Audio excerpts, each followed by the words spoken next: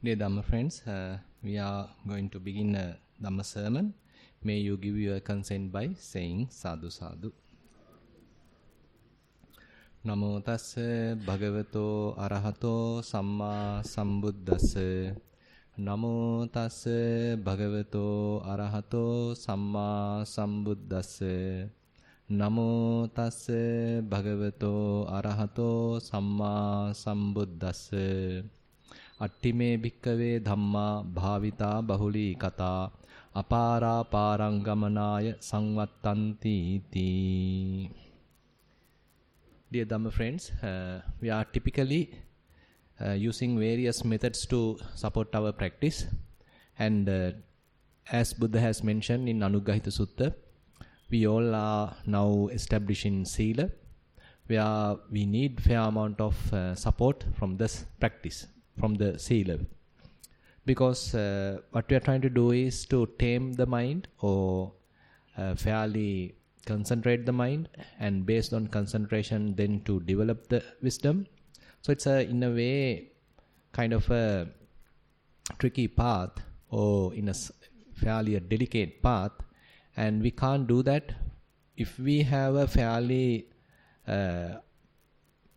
unrestrained body and unrestrained speech. So therefore we need fairly restrained body and fairly restrained speech, because then once we sit, our mind may not accuse us. Say for example, if our mind is telling us, I am not suitable for this task, I have done various wrong deeds, bad activities, and constantly accusing us and telling that we don't deserve any of these teachings or any of these understandings or any of these sublime states, then it is very difficult for us to continue our practice. But on the other hand, if the mind is telling, okay, now you are a good person, you were not such considerate about your ethics or morality, but now you are taken a correct decision and you are genuinely trying your best to maintain your morality. So likewise, if the mind is giving us credit, then it is really a positive attitude, and that really helps us to develop the path. This positive feeling, this deserving feeling is really encouraging, that is really needed. On the other hand, if we have a kind of a depressive feeling, then it is very difficult to develop the mental growth. Instead, if we have a positive feeling and encouraging feeling and telling that I am now doing the correct thing and traveling in the proper path, so that is really encouraging. That is really giving the strength for us to continue our practice. So therefore Buddha says, Avippatisaratta ananda kusalani silani, where we don't have any remorse towards ourselves, and that is the real goal of the sila, the morality.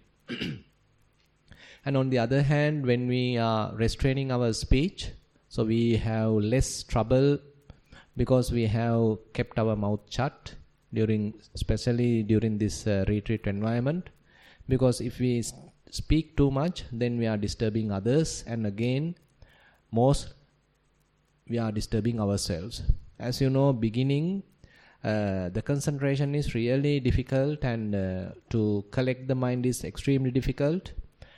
And if we are doing this while talking and chattering various things, then we are very much going to fail. Because this unnecessary chattering basically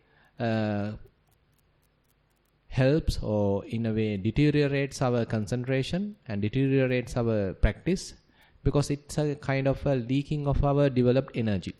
It's very much like we are trying our best to focus the mind, but on the other hand, during the other times, if we are not much considerate about our keeping noble silence, then it's fairly difficult for us to come and sit, because all what we have spoken again and again come to the mind. And you might have a lot of experience regarding this. Now, when you are practicing at your home, mostly what you did and what you have said again and again come into the mind, and it is disturbing. But on the other hand, in a retreat environment, we are trying to keep our noble silence. So as much as possible, we are living to ourselves very silently and giving an example to the others. And then we feel that we are doing the proper thing, doing the correct thing. And I have no much regrets about what I did. Instead, I have a fair amount of positive feeling.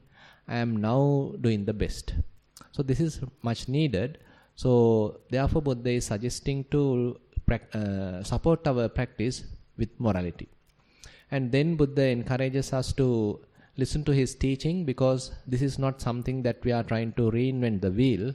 Rather, Buddha has shown the path, and it's a matter of traveling in the same path. It is not something born today. Rather, it's an ancient path. It's a well-practiced path, and it's a proven path. So therefore, we need to consider what Buddha has mentioned, and again we have to reflect his teaching. That gives us a fair amount of encouragement. When it is tallying with our practice, that is really encouraging, because then it is very much like confirming that the direction that we are traveling or traversing is accurate. It is not that we are doing our own investigation or our own type of examination. Instead, Buddha has mentioned the path, and we are trying to practice according to his teaching. So therefore, Buddha mentions to listen to his teaching, to understand his teaching, study his teaching.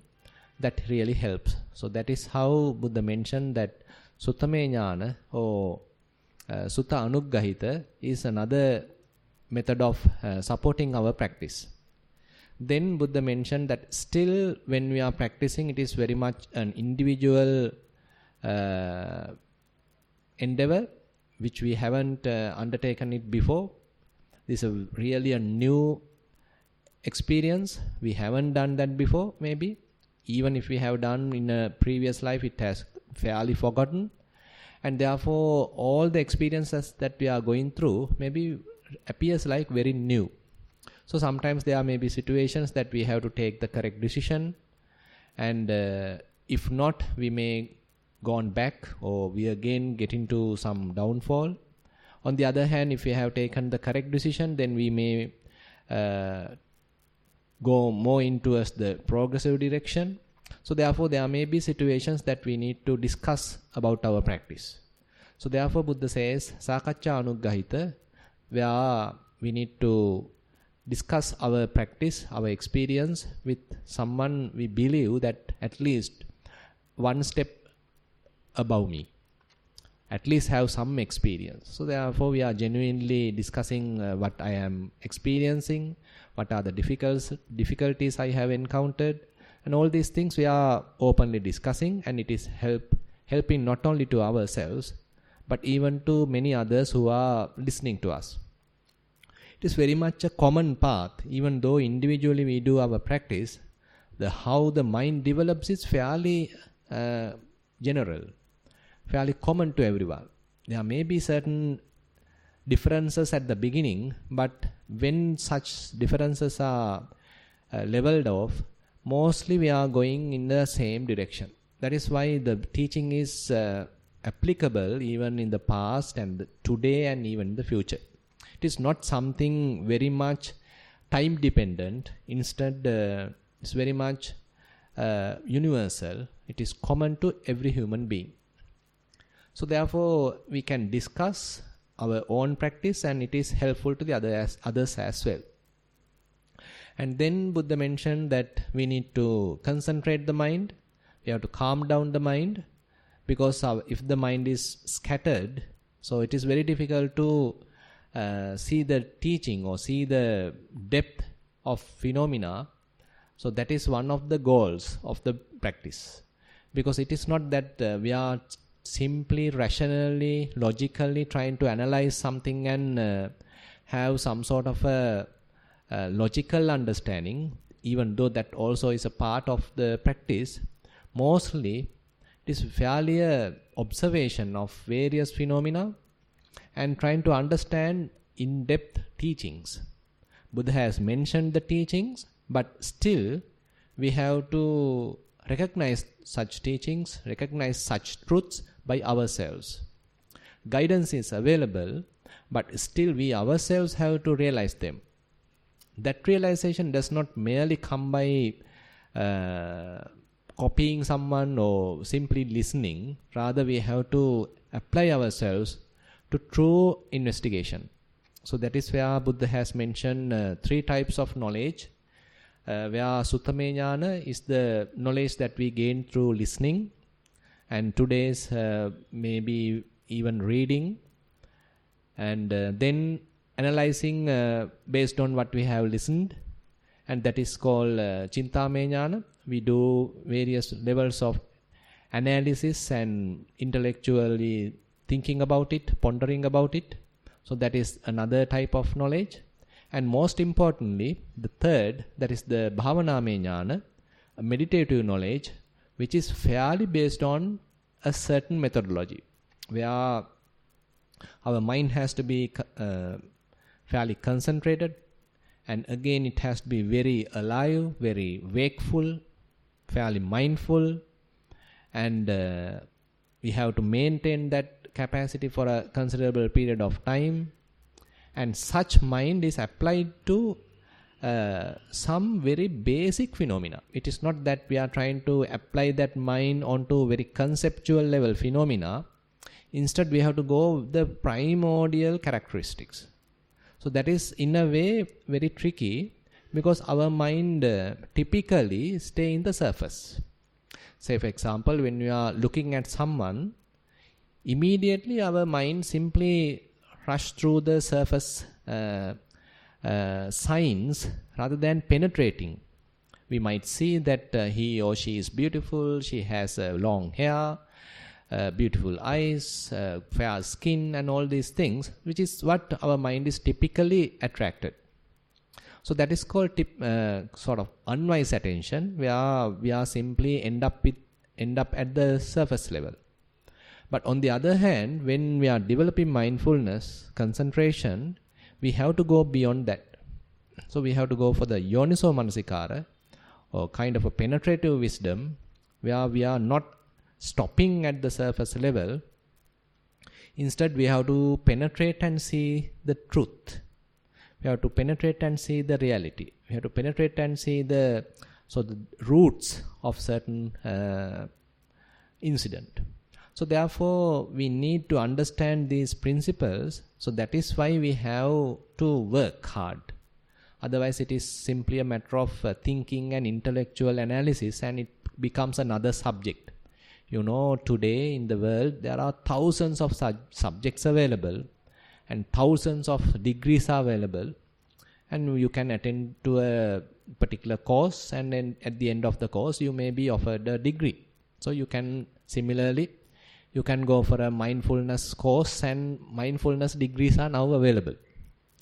So don't know, in the future, enlightenment degrees also might be available. Anyway, still it's not available. Rather, it's become a very genuine practice. So it becomes kind of an introvert, genuine practice, rather than one is trying to show off. Because Buddha's teaching is very much coming back to ourselves and understanding deeply about our mind, and it is really humbling ourselves. It is not that very much like showing off, instead humbling ourselves, understanding our difficulties, understanding our shortcomings. And it is not simply unique to me, it is common to everyone. And ultimately, when we understand, we can share our common suffering, and we can live harmoniously, and therefore it has many directions. It is not simply you are practicing alone and kind of a very selfish practice. Instead, even though it appears like we individually practice, so what we practice is a common truth. What we practice is a common thing or common practice to everyone, all human beings. So if we are developing, it is helpful to the others as well. So it's a kind of a win-win situation. Now, So that is in a way how Buddha has taking us towards the wisdom development, where the developed concentration is not ended up there. Instead, the developed concentration is used to further develop wisdom. That is the vipassana anuggahita. So Buddha says, now if your practice is time to time supported in all these 5 ways, then a fair maturity is possible. Say when you understand that you need to strengthen your morality, then you are strengthening that. When you feel that I better listen to some Dhamma, I better read a book, then you are strengthening that. And suppose you did some practice, practically involved in your meditation, and you need to share your experiences with someone else, then you are going for a discussion. You are supporting in another way. Sometimes if the mind is distracted, scattered, then you need to calm down, you need to collect the mind, concentrate the mind, and then you are doing the concentration practice. So samatha anuggahita. In the long run, you are doing, in the majority, you do the development of the wisdom. So that is a ongoing task. So likewise, all these supporting methods, we have to accompany time to time. We have to use time to time. Then only it becomes a fairly complete practice. Now, as a way of supporting our knowledge and to give some confidence about what we do, so we are using this Dhamma sermon. And actually, last time we have fairly completed one sutta that is called Baddekaratta Sutta, where Buddha has mentioned that not to follow the past and not to dream too much about the future, rather keep your attention on the present moment and to investigate the arising of various phenomena and to go deeper understanding of the truth or the universal characteristics. And based on that, fairly deeper understanding about the truth can happen. Now, I have selected today a different sutta that available in Magga Sangyutta, where Buddha mentions about the Noble Eightfold Path. So this sutta is called Parangama Sutta. Now, there is one instance, one Brahmin called Sangarava, he come and ask a question from the Buddha. And he is asking from Buddha, Bhante, what is near shore? Orimatira. Orimatirang means what is the near shore? And then we might think, okay, it may be the coastal line, maybe across the Indian Ocean is the far shore. But according to Buddha's teaching, it is not. So Orimatira, the near shore is what do you think?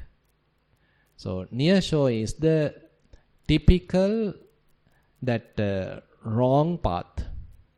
Say we have wrong view, we have wrong thinking, micca ditti, micca sankappa, and again we have wrong speech, micca vacha, and we have wrong activities, micca kammanta, and we have wrong livelihood, micca ajiva, and then we have micca vayama, where wrong effort, micca sati, wrong mindfulness, and micca samadhi, wrong concentration. So typically we think this is the end of it. But we have another two, that is wrong knowledge, that is micca jnana, and the last, the 10th, is micca vimutti, that is the wrong liberation. So likewise there is a wrong path. So Buddha says when someone is involved in this path, in this wrong path, so he is constantly in this show. Show is not the cinema show, this show. So he can't cross. He's constantly going here again from this end to the other end, or traveling to and fro from bottom to the top, top to the bottom in the same bank. Suppose there is a river very wide river, and he don't know how to cross the river. Instead, in this particular bank, in the near bank, he's traveling this end to the other end, this end to the other end. Now, say for example, if we go little description, say for example, one may become a human, and he is simply involved with various activities, and he learn various subjects. He go to the school, he go to the say university and learn various subjects, and he get into a job and have a marriage and then children and various things, and then get in various sickness and ultimately die. Again, suppose due to some merit he become again a human being, he do the same thing again in a different name. Maybe in the previous life maybe little taller, but this life may be a little shorter. Maybe previous life may be little fat, but maybe thin this life. So something different, that's all, not a big thing. Suppose in this life he couldn't do much merit, then after death he became an animal, say a dog. The dog also run from this end to the other end. Now, okay, he's going from this home to the other home, maybe eating something and maybe barking and going after someone, and then again barking and again eating, again barking, again eating, again sleeping. Some activities are there, then it also die. Suppose he then became a frog. So now you know frog's life. Okay, now he has a different life. Now he now likes some muddy places, humid places, wet places, and the voice has different, his perception is different, his likings are different. Now it's entirely different from a human being. Now human have different likings. Now if he is a man, he likes a woman. But then second life, if he is a say dog, it might like a bitch.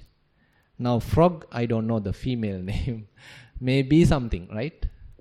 So now the entire change has happened. Perception has changed, different customs are there. They also may have their own language, how to communicate among the frogs. And then after a while, say someone trashed on it and it also died. Now suppose due to some maybe a little merit, now he come to a little higher animal realm. Okay, he become a monkey. Now he has a different sound. Now he has different likings. Now he has different tastes. Now the food chain and the foods are different. Now all these things have changed.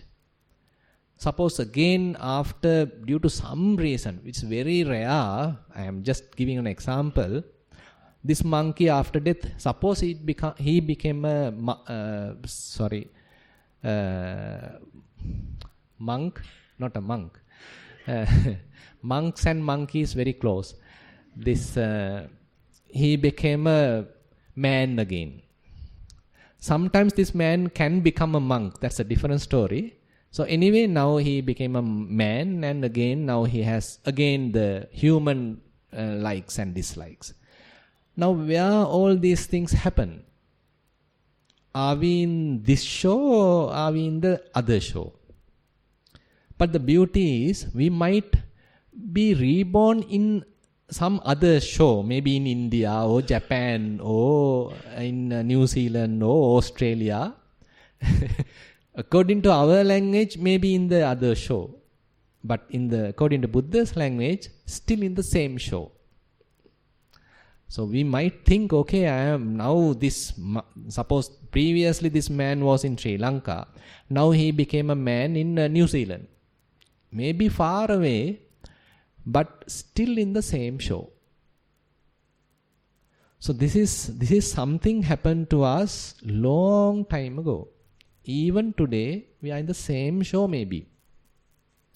If we think now this is my first birth, so that is wrong. So according to the Buddha's teaching, you can't find the beginning of this life.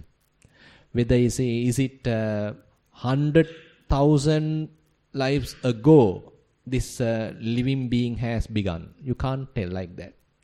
Is it maybe million times ago this birth has begun? You can't tell like that. So that is the depth of this life. So that is the danger in this life. We are traversing in this samsara for a long, long time. So Buddha is mentioning when the ignorance and the craving is fettered by the mind, or on the other hand, if the mind is fettered by ignorance and craving, so you can't find a beginning of such a traversing. And on the other hand, we are keeping craving as our companion. Tanha dutiyo puriso. And we think, okay, my partner is available in this life, so he or she is the partner, he or she is my companion. But Buddha says, he or she is not your partner. In this long samsara, craving is your partner. Tanha dutiyo puriso. So we are having a partner again and again. We are simply satisfying craving. Craving says, okay, you look at something, and so I am looking at something. Craving propose, okay, you go to a cinema today, enjoy a film. And you go to a cinema and enjoy a film. And then you come back. Then craving tells you, okay, now it's a good time to watch news today. Nowadays, very hot news are available. So craving suggests you, okay, now look at hot news. Now you open and the election campaign is there now. And then little not interesting, and then someone tells, okay, the craving tells again, you better listen to some music. The news was disturbing, you better calm down yourself, so you better listen to some classical music. Now you switch on to something and you listen to some music. Now who is your partner? Now that is where the craving becomes your partner. You are simply obeying craving. Craving suggesting this, you simply obey that. Craving suggesting that, you simply obey that. So constantly we become slaves to craving. Buddha says, Tanha dutiyo puriso digamadhana sansarang. So keeping craving as the partner, companion, the person or a being is traversing in the long, long samsara. And not only that, he becomes a slave to craving.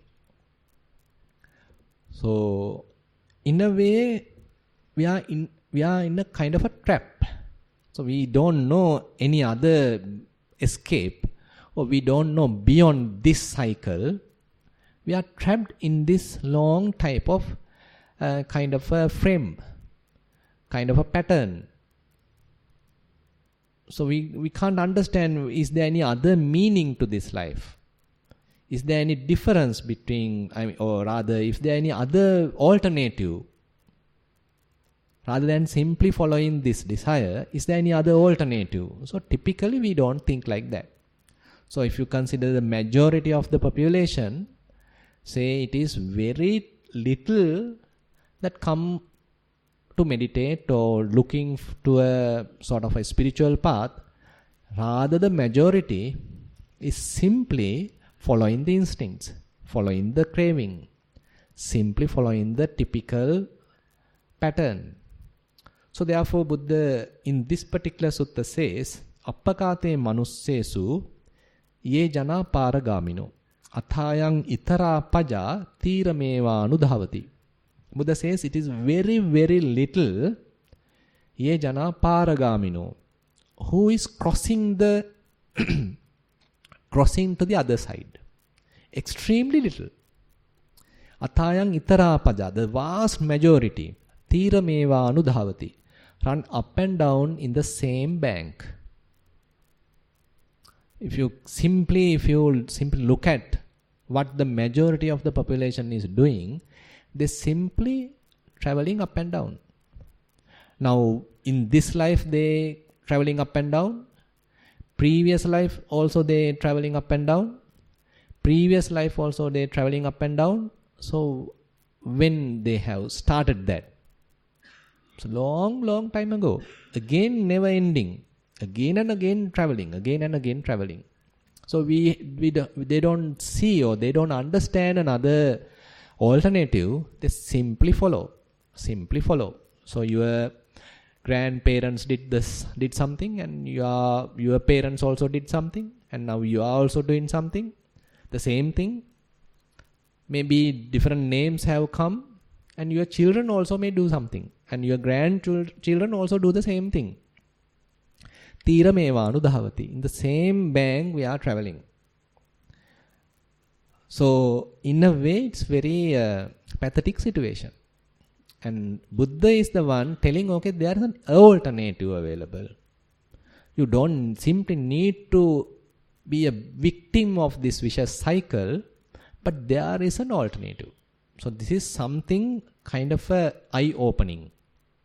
After a long time, a Buddha arises in the world, and he is telling, okay, there is an alternative to this vicious cycle. So that he clearly mentions, Yechako samma dakkhate dhamme dhammanuvattino te jana paramessanti machu deyang suduttarang. Now there is Buddha's teaching which is well proclaimed or well taught, and te jana paramessanti, the one who practice according to it can cross the death, which is extremely difficult to cross. Suduttarang. Su is to further enhance the meaning. That means extremely difficult to cross this death. So if one simply follows the path, if one simply practice the path, he might cross the path. He might cross the shore and reach the far shore. May not simply run up and down in the near bank or near shore, rather he has an alternative and he might cross the shore and ended up in the far shore. Now, in a way, now having the Buddha and giving us some teaching is a blessing, because otherwise we ourselves have to find the path also. And how do we know that we will end up with the correct path, or we will end up with the correct goal? Is our selection of the path is the correct path? So nowadays we simply have the teaching and we don't even understand the value of it. But when such teaching is not available, and there are maybe various alternative paths available. Now, say for example, during the Buddha's time, there are various other teachers, and there are many people who follow those teachers as well. And even today, there are various other teachings, various other beliefs, and there are many people who are trying those paths as well. So, are we simply telling, okay, this is the only path and everything else is wrong? Are we sure about it? Are we 100% sure, okay, Buddha's path is the 100% correct path and everything else leading to the wrong ends, or it may not go into the correct end? Are we sure? So that is where faith is needed. So we also very much in a way have to trust someone. That is where the Buddha we have to trust. So we can't in a way verify various paths. Now say for example, there are various paths, various religions, various maybe other alternatives. Some people say religion is not necessary at all. You become an atheist. That is the path. Some say, okay, you're having some social, kind of a social progress or completion, and then that is how you may get the proper liberation. Someone say, okay, you have some economic growth, and then you may get the liberation. And now these are very common today in the politics. You know, different liberations are available. So different liberation organizations are there. So they are giving various promises. Okay, if you follow our path, our party, you will end up with this particular liberation. And if you are following our party, you will get this liberation.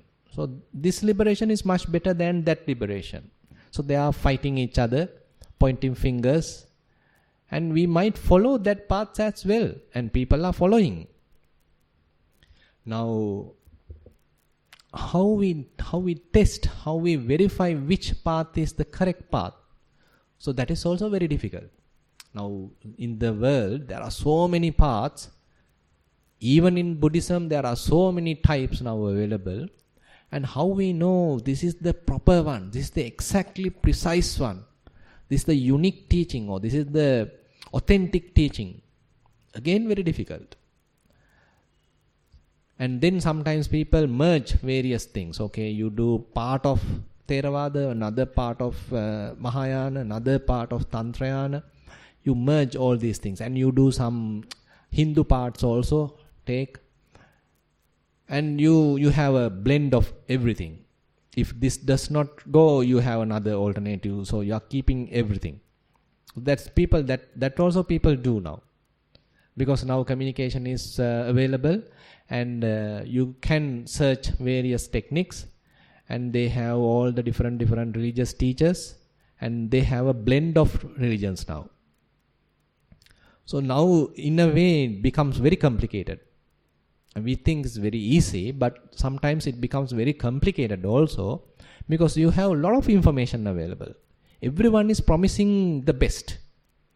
Our one is the best. Our one is the most accurate. Again, it becomes very confusing. So then, in a way, going in a particular path is in a way has some luck also. You have some merit. You have some merit coming from your maybe past life or within this life, and you need to have some correct association, maybe kalyana mittas, and listening to the correct teaching. So it's in a way very cause and effect relationship, where all these things coming towards you at the proper time. And say, for example, if the rain is raining, this is something Bhante Dhammajiva used to say. It's a very beautiful simile.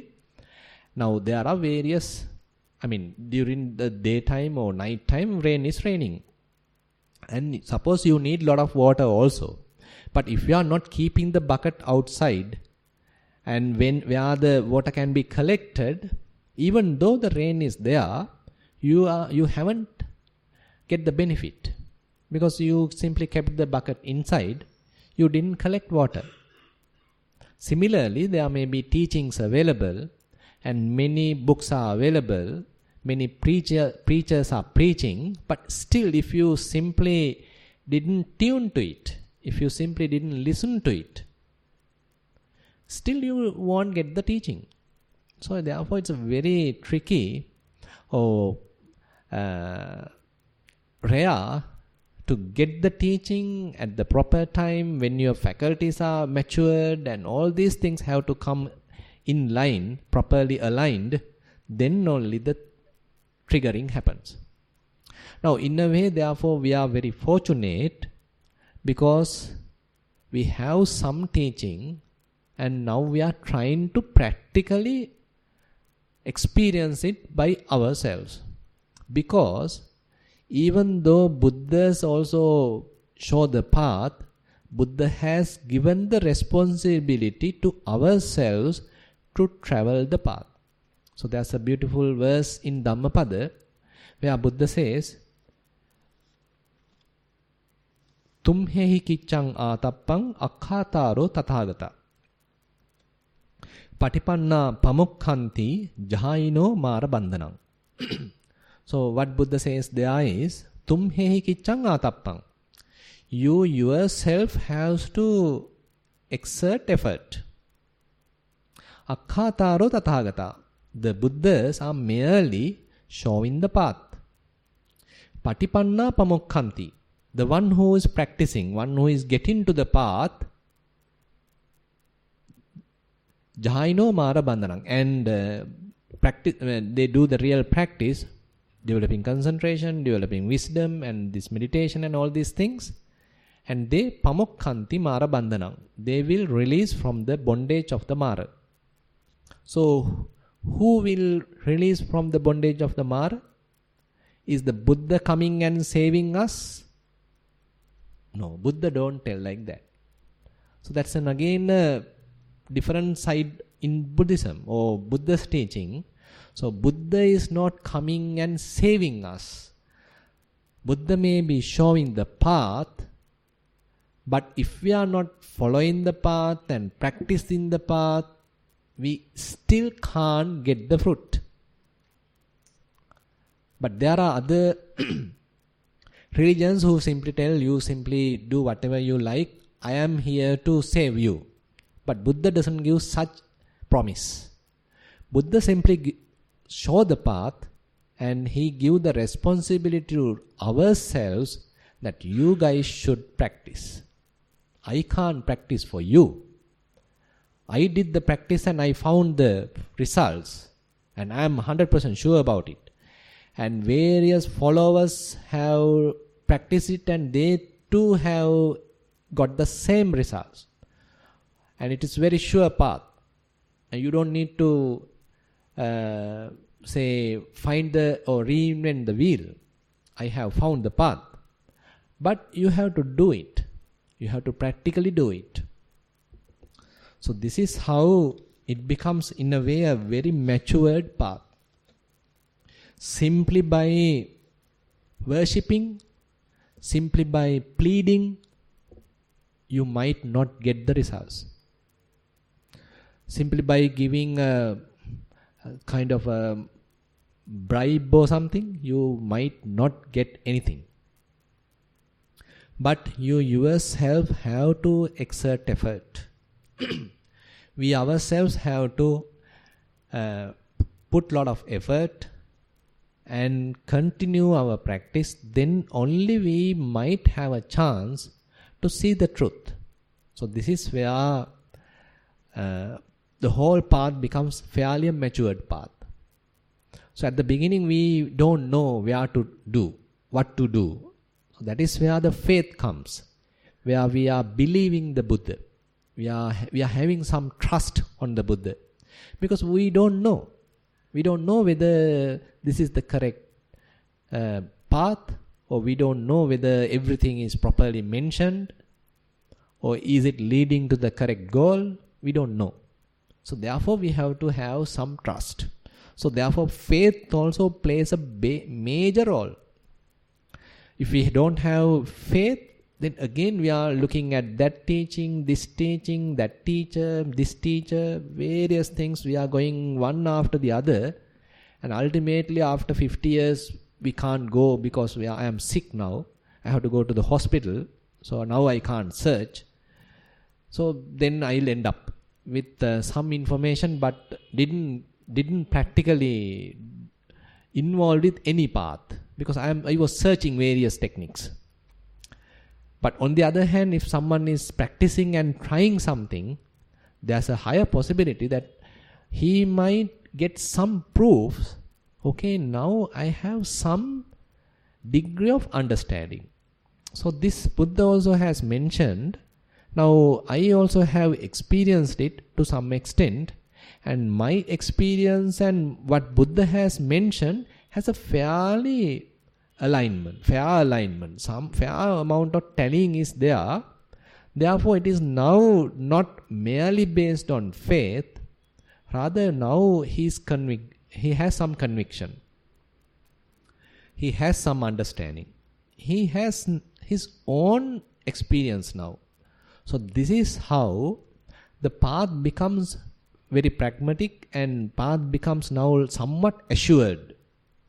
Now you can travel or practice with more diligence.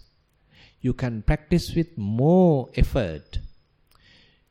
It is not that you are putting 50% to the practice. Now you are putting 75%, because you yourself have experienced the fruits to some extent. And suppose you are in a situation where now it's fairly you understand, okay, this is the proper path. This is the correct teaching. Even though I haven't experienced it 100%, but if I am traveling in this same path for a considerable period of time or more and more, then I am 100% sure it will end up with correct results. So then you are putting 100%. So till that, we are in a way reserved. We are not putting 100%. So that is where Buddha mentioned in Satipatthana Sutta, where Buddha is telling, Ekayano ayam bhikkhave maggo sattanang visuddhiya soka pariddhavanang samatikkamaya dukkha domanassanang atthangamaya nyayassa adhigamaya. Now this nyayassa adhigamaya is a fairly a mature result where you yourself now know the path. You yourself will understand, okay, this is the correct path. But you haven't 100% successful there, but now you are sure about it. So this is how you get convinced, okay, this is the path I have to travel. Now, this may not happen without we ourselves practically get involved in the path. So the topic today is related to the path. So we need to understand this is a practical path. It's a very pragmatic path. So you can't simply read it in a book and think about the path. You can think, but this thinking can go wrong. So similarly, someone else also can read something, can listen to something, and he also can think about it. And he think that his understanding, his thinking is the correct path. And you are also thinking, my path, my thinking, this understanding is the correct path. But on the other hand, if you yourself are practicing, you yourself is experiencing, then it is no more based on mere belief, no more based on mere faith. Now it is very much, the path becomes kind of a experiencing knowledge. It is not a belief anymore. That is how you slowly convince about the path, and that is where nyayassa adhigamaya becomes practical. Where you understand, okay, this is the path, this is the direct path. There are various other side tracks, but I don't need to travel in all those side tracks. This path will lead directly to the goal. And you are convinced about it. Now it's a matter of maximizing that path. Now, therefore, Buddha's teaching has fair depth, where Buddha has mentioned what is the common problem we have. So we, as all human beings, or as all the different beings, we have some common suffering. So Buddha has explained the suffering to a large extent, because that is the common problem. So if we don't have a problem, we are not searching a solution. So if you have a problem, then only you have a problem. Then only you need to find a solution. So therefore, Buddha has fairly explained the problem. So that is also a very creditable or a worthy side of the Buddha's teaching, where he doesn't immediately give something and tell, okay, you do this, and then it will lead to something. He's simply not giving that kind of a answer. Instead, he's explaining the common problem. And that common problem, if it is tallying with your problem, then you can understand, okay, he is also telling the same thing, same suffering, which I am currently going through. There is nothing exempted. Okay, he is explaining the same thing. I am now going through some utter suffering, complete unsatisfactoriness, utter failure. And Buddha is explaining the same thing. Now you are convinced, okay, he is explaining the same suffering. And it is not unique to me. It is not unique to this period of time. It was common even 1,000 years ago. And it may be common even 1,000 years ahead. Now, to such extent, Buddha has explained about suffering. So therefore, starting his path with suffering, explaining about suffering, therefore has a deeper meaning. Sometimes people have a little bitter taste when Buddha is telling, okay, suffering, dukkha. Why Buddha is started with suffering? So then we have a little, bitter taste. But if there is no suffering, we don't need to struggle. No? If everything is happy, everything is beautiful, and everyone is very healthy, no problem. All the roads are beautiful, very clean, very transparent politics. Everything is available. So no suffering. But that is not the correct picture. So everywhere problems are there. It is not common to today. It was like that yesterday. It was like that 1,000 years ago. Humankind is constantly struggling. Say during the Buddha's time, Shakyans and Kaulians has a big battle. So when Buddha was alive, his whole clan murdered. He tried 3 times to stop it. Couldn't. Whole Shakyan clan. Only few left. Now we think, okay, only today we have a lot of problems, a lot of corruption, a lot of battles. We don't know when the nuclear war going to happen. Very uncertainty is there. But during the Buddha's time, same. No big difference. And how about maybe 100 years ahead? Same situation. So it's a common suffering. So therefore, we have to try our best to do something proper, but it's a never-ending endeavor. You can't make everything flat. You can't make the world flat. So instead, we have to find some alternative. If we are trying to find happiness where there is no happiness available, then we are going in a wrong direction. We are going after a mirage. But on the other hand, if we are trying to find another alternative where the happiness is available, then there's a fair possibility we might end up with happiness. So that is where we have to have some kind of an understanding. So people are trying their best, thinking that, okay, our grandparents couldn't become happy because they are old-fashioned. They were in the 19th century or 18th century. So they are illiterate. So they therefore couldn't find the happiness. But now we are in the 21st century. Science is extremely advanced. Now people are going to Moon, Jupiter, Saturn and all these things. So definitely I will find happiness. So this is how we believe. Okay, even today we can't. Tomorrow the science will give us the best medicine. So no cancer from tomorrow onwards. So it won't happen. So that is the problem. So people are promising this and that and all these things. But science and all these new inventions have created more problems and more suffering. If you consider our grandparents and all these people, they live a very simple life, but a happy life. But today, the whole thing becomes very complicated, and people are in a very stressful situation. And if you consider the happiness has loosened, happiness has reduced, and the life expectancy is reduced.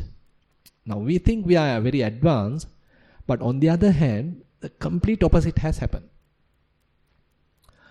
So therefore, thinking that the science and all these things will give us the solution, the complete liberation, is a myth. It may not happen. If it is so, then the US and all these so-called developed countries cannot have any patients like right now. But you all have more facts. They are sick than ourselves. If you consider, say, the percentage of people who are mentally sick, the developed countries have more probability and more percentage than the developing countries. So that is how the situation. Now that is where we have to find an alternative solution. Instead of simply running from this end to the other end, simply running the same bank. Rather, we have to try, this may be the last chance, thinking like that, okay, I am trying my best, at least in this life, try to cross to the other shore. Now that is how we have to have some effort. Okay, this is a very rare human birth, and I have fortunate to listen to some teaching of the Buddha. Still, I can't understand it fully because I haven't practiced it fully, but I have some faith with the Buddha.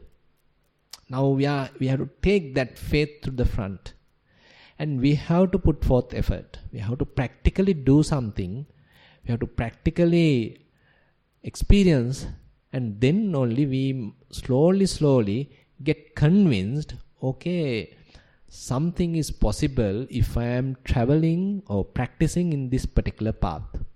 So this is the path we need to investigate, and we'll one by one we'll take the path factors, Noble Eightfold Path, in the next sermons, and I'll end up today with that note, and thank you very much for listening.